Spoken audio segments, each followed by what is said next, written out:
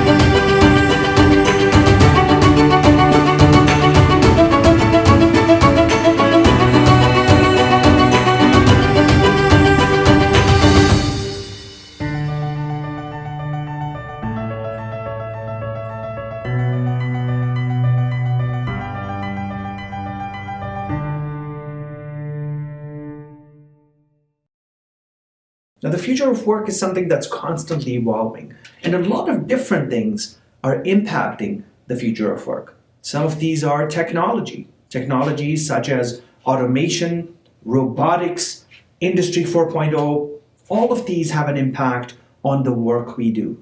Many jobs are being outsourced, many jobs are automated, and people are changing jobs as a result of that.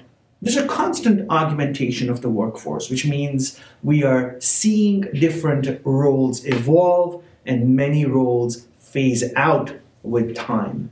How does that impact what we do for work? And how does that impact the workforce around the world?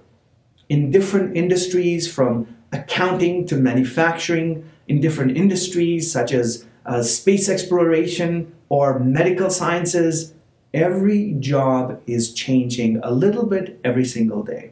In this documentary, I present to you perspectives that I gathered by speaking with these experts from everywhere and across the board. We have representation from the consulting side of the industry, from manufacturing, and many others. First of all, I'd like to say that as we go forward from an era that COVID-19 has created, and as we head into a time where a significant change in work has taken place, we should recognize that Having skills and changing skills and acquiring new skills should be a big part of what we do. You'll hear some of these things in the conversations that I'll present to you in the next few minutes. But please take this documentary as a dipping of the toes into something that's constantly evolving. If you open the news, you hear about the metaverse and many other technologies that are going to change the world. And they will. The next 5, 10, 15, 20 years in our lifetime are going to radically and dramatically change the way we do things. And the reason for this is that change is a constant. Change has always happened and it'll continue to happen. So we shouldn't really be surprised if things change around us. And what is in our control is to change ourselves and to acquire skills that are used and can be used in the future. Without further ado, let's look at these conversations and see who's up first. When I reflect back on the last 12 to 18 months, we have seen massive change with respect to the nature of work in consulting.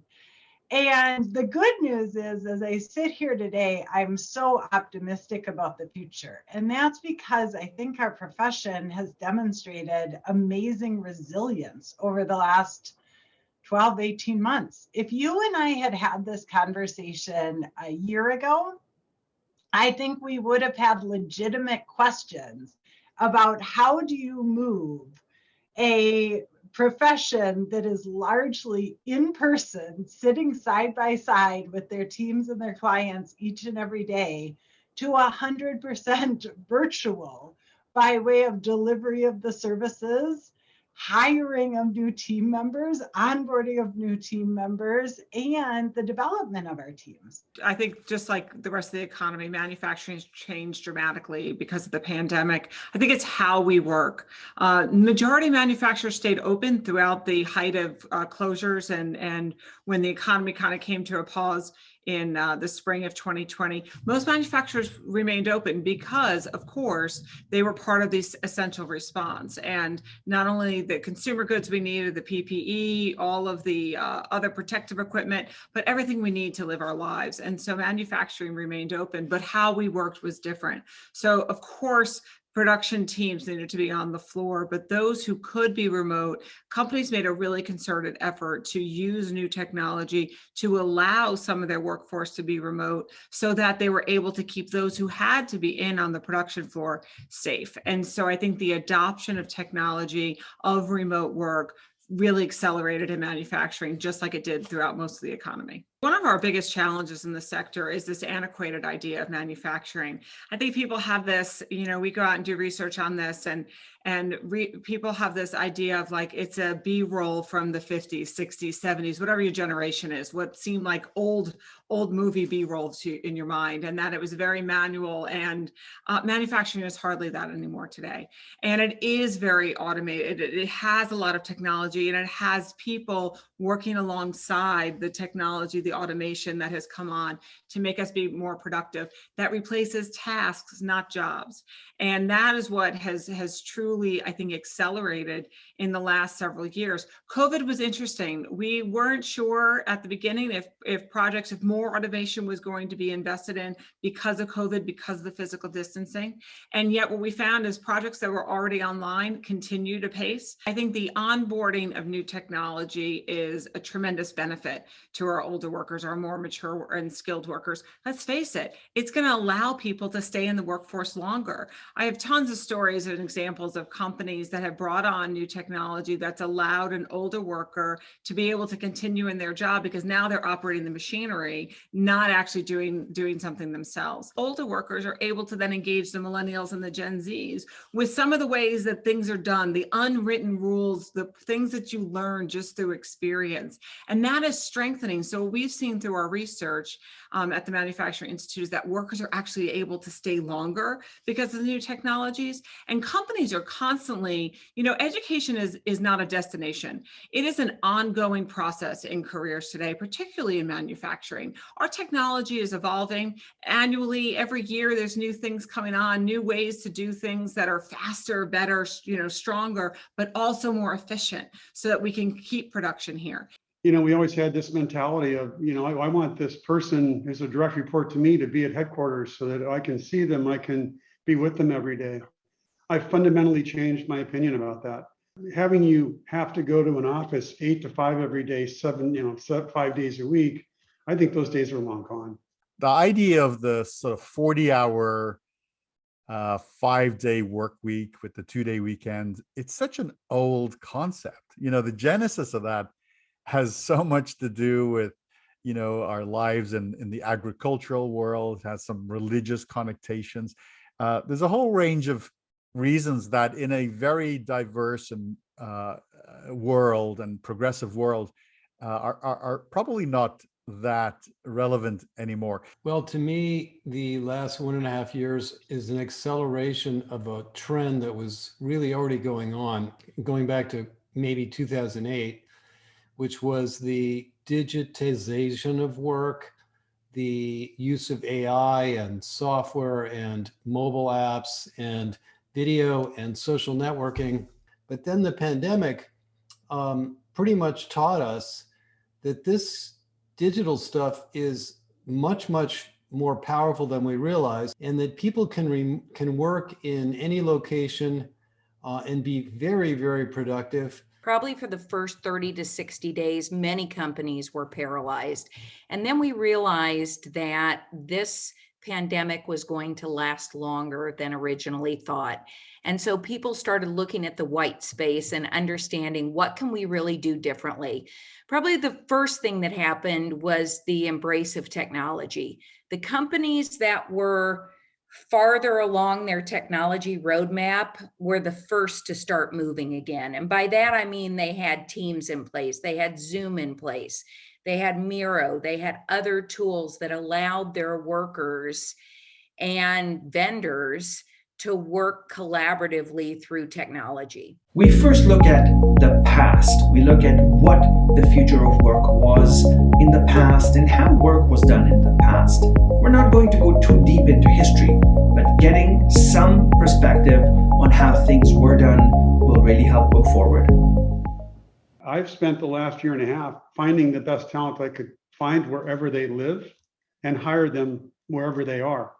And I think many companies, smart CEOs are going to take that same approach.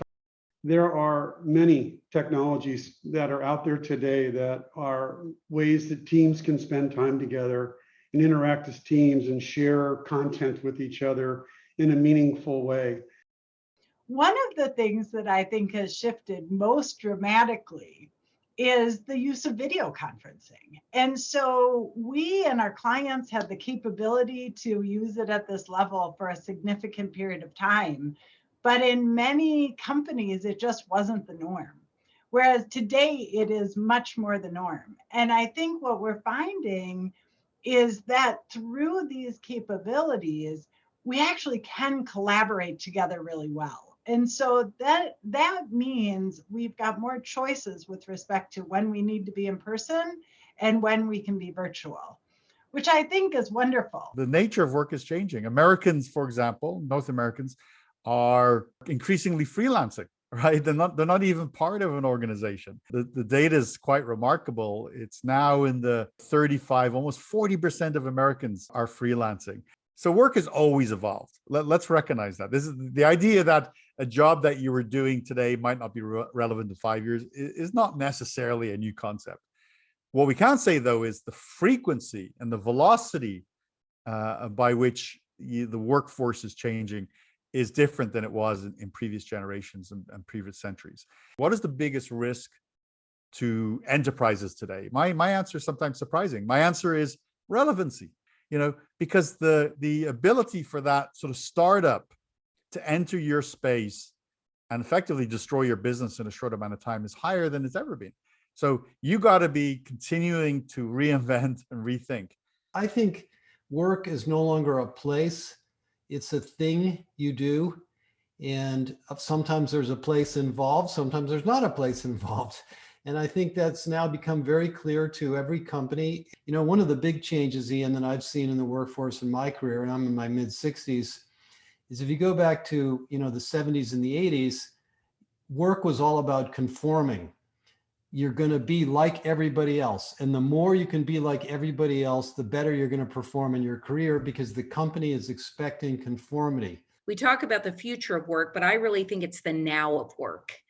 Now the theme is radical flexibility. Not only where work gets done, but how it gets done and by whom. And I mean that companies now are really rethinking their human capital supply chains and bringing strategies that are much more agile and flexible and based upon skills needed versus full-time equivalent roles. There's a saying that baby boomers used to fit life into work, and today it's the opposite. Today we fit work into life. We had some employees that lived out of an RV and worked from national parks. They could because they had the talent set that was so in demand, they knew they could stay busy as long as they could find Wi-Fi. That's a completely different paradigm than 30 years ago, when an employer would have offered a job, would have been in one specific location, and would have had required hours. That just doesn't happen today. 40% of the workforce is thinking about quitting their jobs, okay? Every employer is going to have to deal with that reality. The talent has learned through the pandemic that they want different things from the employer-employee relationship. So thinking about how we build work that is productive, that's meaningful for people and rewarding, I think is where we should be focusing our efforts in terms of what's our vision for the future of work, and then what do we need to do to bring that to life. Work is a very human endeavor, and work is shaped by humans, right? It's sort of our choices. What are the incentives and norms we have around work? What are our expectations, and how do we shape business policies, public policies, and our own practices? It's going to be a while before people feel like it's the normal is to go to the office instead of stay home. I adamantly believe that technology amplifies human nature. You hear stories of people that are on Zoom meetings from 6 a.m. till 8 o'clock at night. Well, that's a choice that they've made. And so Zoom, i.e. the technology in this case, is just amplifying their own behaviors. And so I think we'll actually get greater transparency into the behaviors of our workforce. Now let's look at the present. Let's look at the current times where we live, times that are shaped by massive change across the world, whether it's social, economic reasons, whether it's the pandemic or wars that are taking place, whether it's social unrest or changes that emerging technologies bring in. The present is constantly changing. Let's look at some of the comments on the present. I think thinking too short term, nothing's going to change that quickly in the next year or two or three. Well, these trends are happening over, I would say we'll see the significant changes in the sort of more the decade type time horizon and beyond.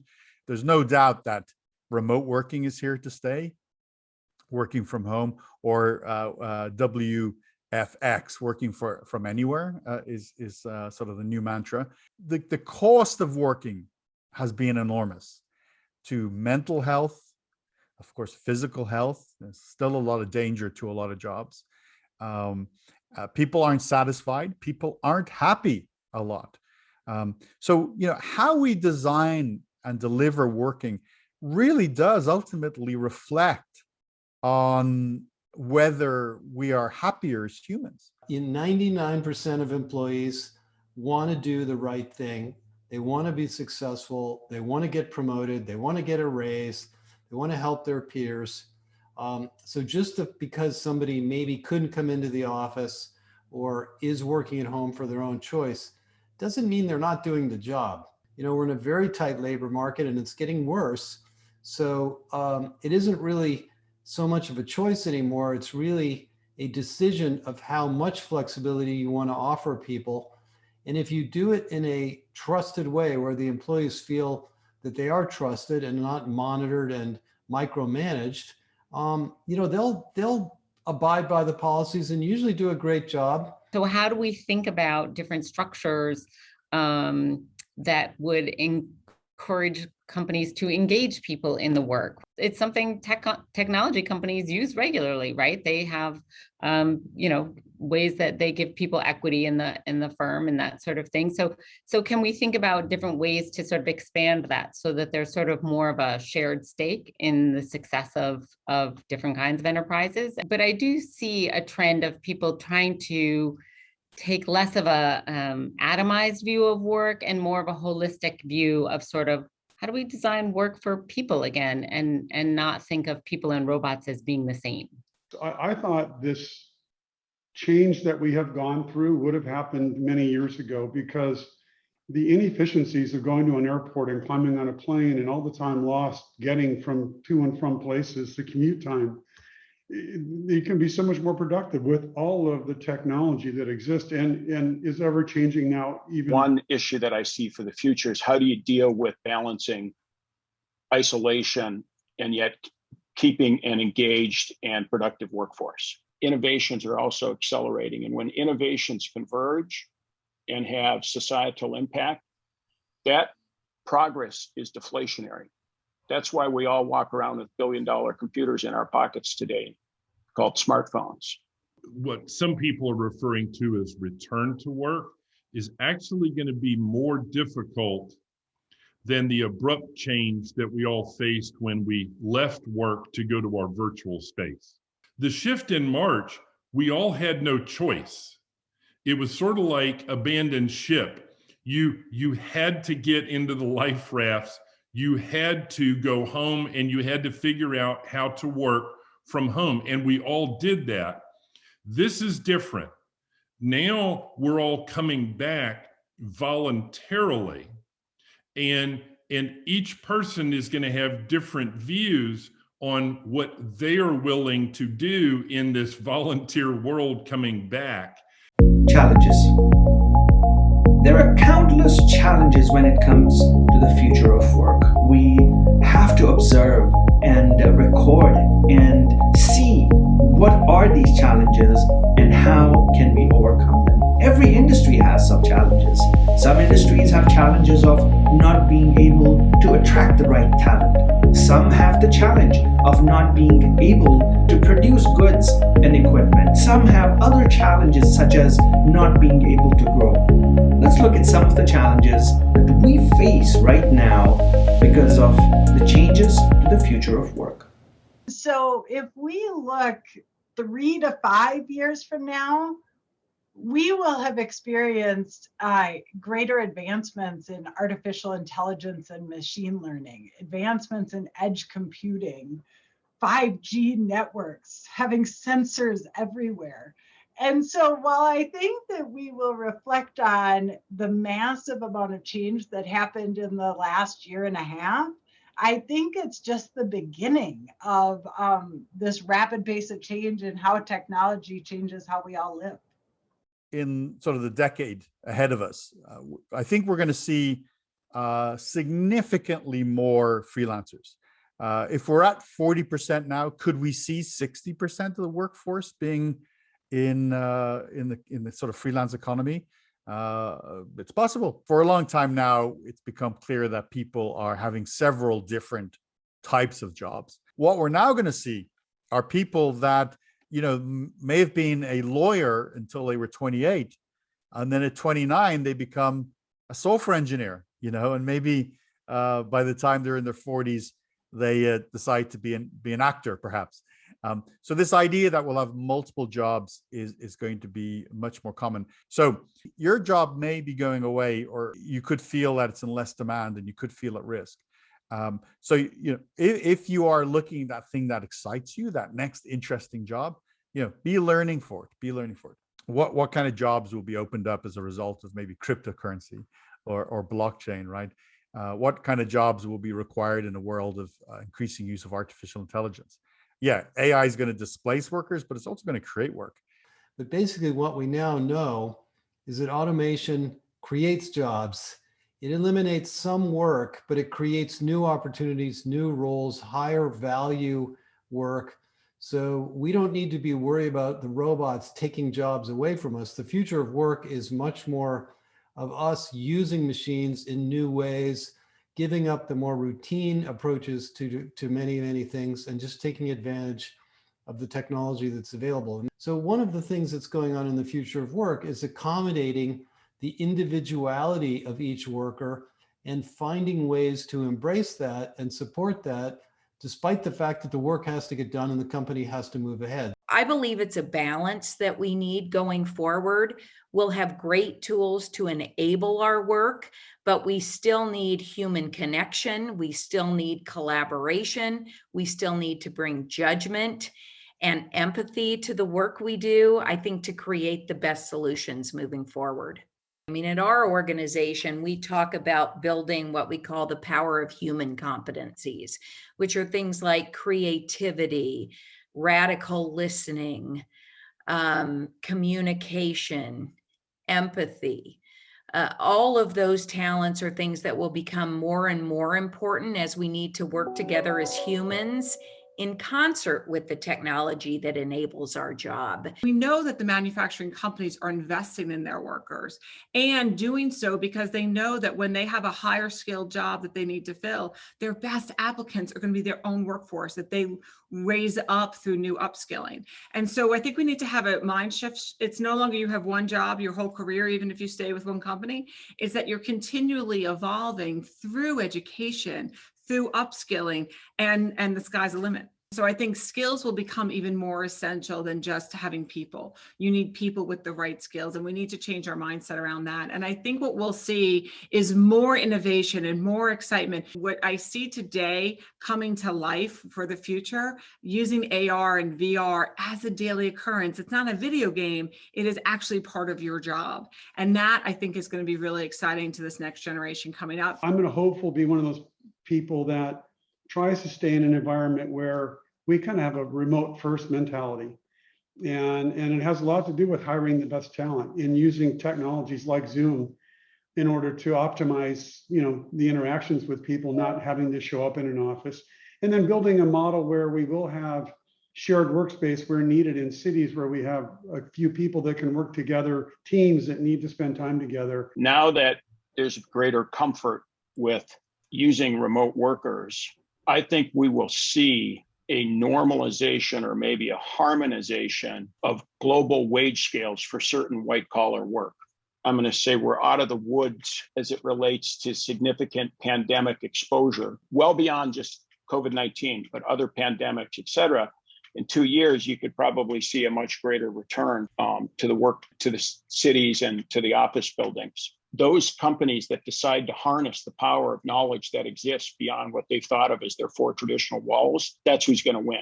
You're seeing it in the tech companies. Some of the greatest innovations on the planet are coming from open source technology. If you can work remotely, you can work as a digital nomad, provided the technological infrastructure is capable of supporting connectivity, right? So I do think that in terms of the worker choosing where they want to work, if it's a remote job function, they will be able to do that. I also believe that governments will make sure that they get their piece of tax revenue. And so we're just on the front end of how will various governments tax digital nomad economic flows. In the next 2 to 5 years, I think there's literally going to be a war for talent. The first thing I would say is to understand that not only change is going to be forever, but the pace of change is increasing. I believe that what people really need to understand about change is it is going to not only be perpetual, but the rate of change is going to increase. The future, they say, is already here.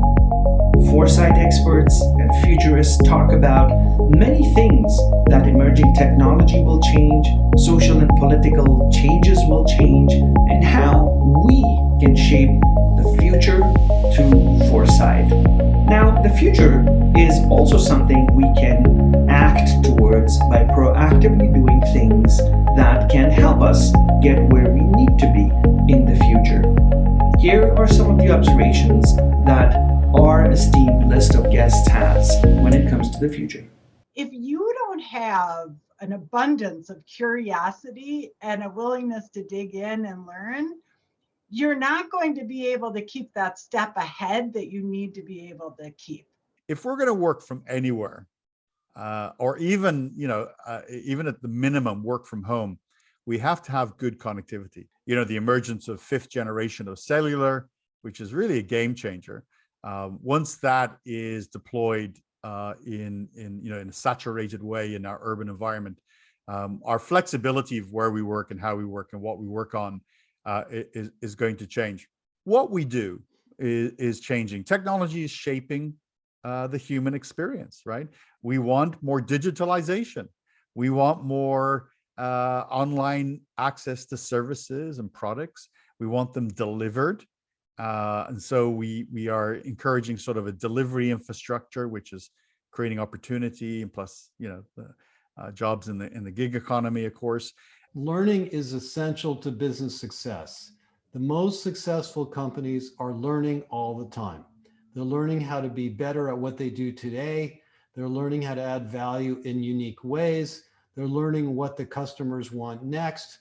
They're learning about technologies and how they can automate and improve business processes.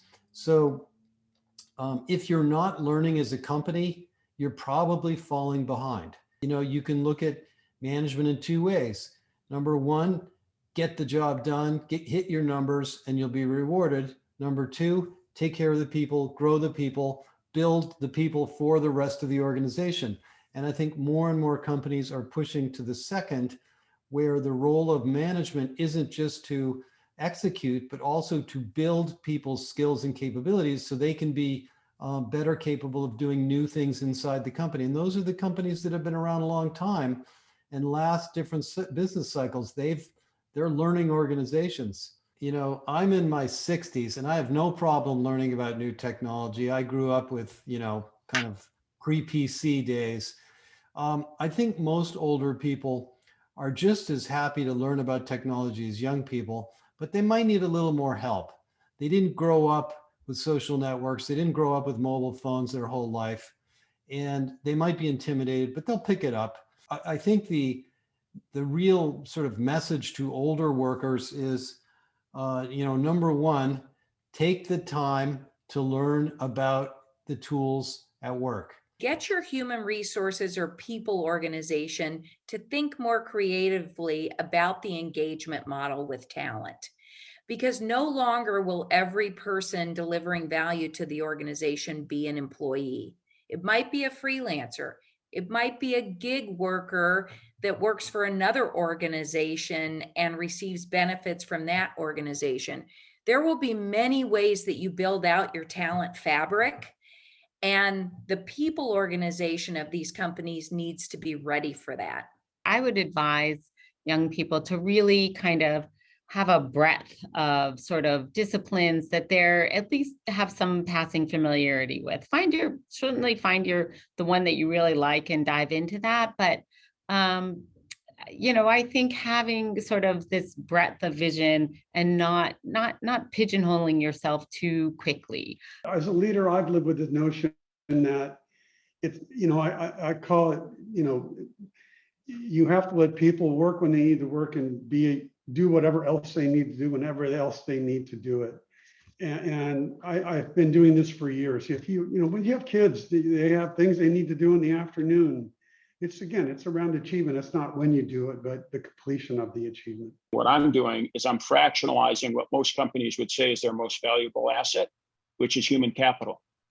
So we're fractionalizing the workday and the career for the individual worker, and we're fractionalizing the workforce well beyond the full-time employees for the enterprise. That fractionalization is going to drive liquidity into the hottest skills and capabilities, and they'll be market priced. So my advice would be, in addition to trying to make sure you have the model right, is really working through the rank and file of the organization to make sure that there is buy-in, that there's acceptance, and that there is a true appreciation for why a specific model was selected. Recommendations? So far, we've seen what the past of work seemed like, what the present is, what challenges we face, and what the future looks like. Here are some recommendations on what we should be doing. What are some of the things that we should maybe incorporate in our industries, in our work, in our capacities as leaders and professionals, and maybe create a better future for work, for ourselves in the future? My biggest advice for people would be to actually follow the lead of what some of the young people in the workforce have proven to us that works. And that is, be a self-learner. What I've learned from younger workers is don't wait for the organization to teach you how technology works. There is ample opportunity to literally just go on the internet and find self-help to be able to learn how to use technology. So take some responsibility on your own. We often talk about how young people sort of pick this up naturally. And one of the reasons they do that is they're not afraid of going and looking for the answer and trying to figure it out. And I think those of us in the older generation could learn a lot from that. Involve as many diverse voices in the change process as you can. Where I hope things are going is a really nice balance for people, so that we've got the human interaction that we were so used to in the past, coupled with using technology in order to be able to have the balance that we talked about. We need to build an infrastructure that allows people to easily access the internet. And by the way, we got to get another few billion people onto the internet, right? Today, the number is about 60% of the world is connected. I think the number is even maybe into the 60s, because we're connecting people rapidly. But in a world of almost 8 billion people, that means there's still a few billion people that woke up this morning and don't have access to all the benefits of the internet and hyper connectivity. One of the things I've learned in my career is, every day there's something in the technology environment that's difficult or doesn't work right. If I don't stop and figure it out, later I suffer more. So each one of us has to take a little bit of extra time and learn how to use the tools we have. And the second thing is, for older people, people are living longer. So you may feel like you're the old guy or the old gal, and maybe you're fading out. You're probably not. You're probably more essential and more important as a mentor, as a coach, as an expert than people may realize and that you may realize. And I think old people need to just, kind of have a young attitude about their jobs, and that will make it easier for them to learn new things and feel comfortable about some of these intimidating new technologies that really aren't that hard to learn once you just roll up your sleeves and get involved. We're going to be working in different places using different tools. There'll be virtual reality, there'll be voice recognition, there'll be facial recognition. We'll be doing video conferencing. We'll have all sorts of intelligent agents. Things will be recommending what to do and what not to do. And we need to just be comfortable with that.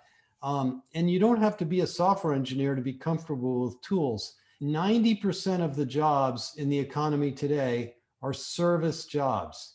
We have become a service economy. There are very few highly routine manual labor jobs left. They're there, but there aren't very many of them.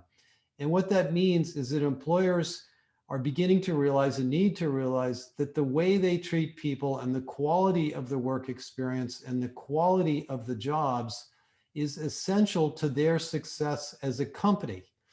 Southwest Airlines isn't a great airline because they buy great planes.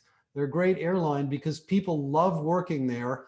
And as an outcome of loving working there, they love the customers and they love the passengers, and therefore they are a great company. That is true in every single organization I've ever talked to. I think even older workers, and I'm a baby boomer, understand that choices are different today.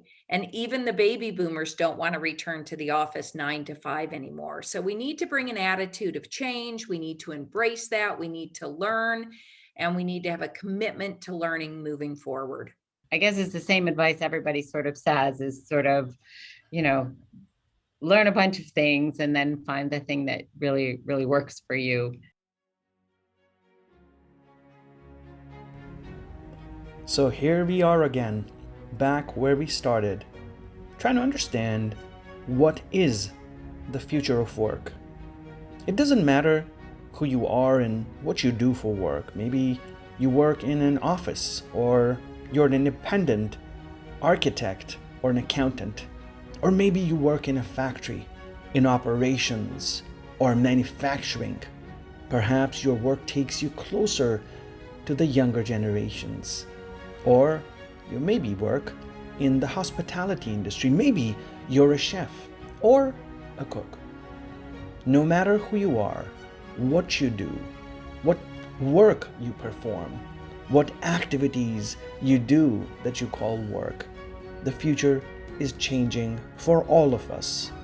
There are many reasons for this, and throughout this documentary we've identified a lot of them. But the future will continue to change, and things will continue to evolve and develop. And so the question becomes, with your current skill set, how many tasks will you be able to perform in the future? With what you know already or what you've learned, what will you be able to perform tomorrow, next year, in the next decade? It's time to reconsider that and to really realize that the path to a successful future and a successful future of work is through relearning, education, going back to the basics and acquiring skills, especially today where the pace of the world around us is really, really fast. So get started, learn something new, embark on something incredible, and it's guaranteed it'll take you places that you can only imagine. Now it's up to you. What is the future of work for you?